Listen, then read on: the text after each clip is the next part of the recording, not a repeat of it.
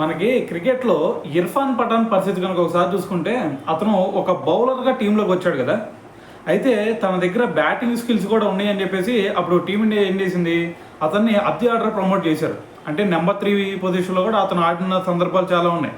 అయితే మరి అప్పుడు నెంబర్ 3 పొజిషన్లో ఆడేటప్పుడు అప్పుడు ఒక ప్లేయర్, ఆ ప్లేయర్ పేరు నేను చెప్పను అని చెప్పేసి ఇర్ఫాన్ పఠాన్ చెప్పాడు అనమాట.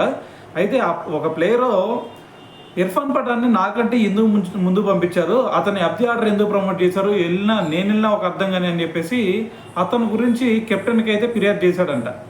అయితే దాని తర్వాత కెప్టెన్ ఏం చేశాడు, మరి ఓకే అని చెప్పేసి ఇర్ఫాన్ పఠాన్ని తర్వాత మ్యాచ్ నుంచి వెనక పంపించేసి అతన్ని ముందు పంపించాడంట. అయితే ఆ మ్యాచ్లో ఇది నెక్స్ట్ మ్యాచ్ ఏదైతే ఉందో సో దాంట్లో తొందరగా అవుట్ అయ్యి పెవిలియన్కి వచ్చాడంట ఎవరో ఆ వ్యక్తి, ఆ ప్లేయరు.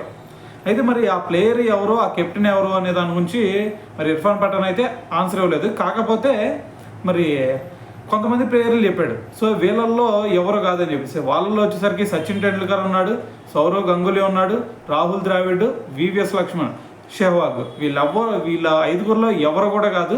సో వేరే ప్లేయర్ ఉన్నాడు, ఆ ప్లేయరు నన్ను అబ్ది ఆర్డర్ పంపిస్తే కెప్టెన్ మీద వాగ్వాదానికి దిగాడు అని చెప్పేసి ఒక స్టేట్మెంట్ అయితే ఇవ్వడం జరిగిందనమాట. మరి ఆ ప్లేయర్ పేరు మీరు ఏమైనా గెస్ చేయగలుగుతారా? ఒకవేళ గెస్ చేస్తే కింద కామెంట్ చేయండి.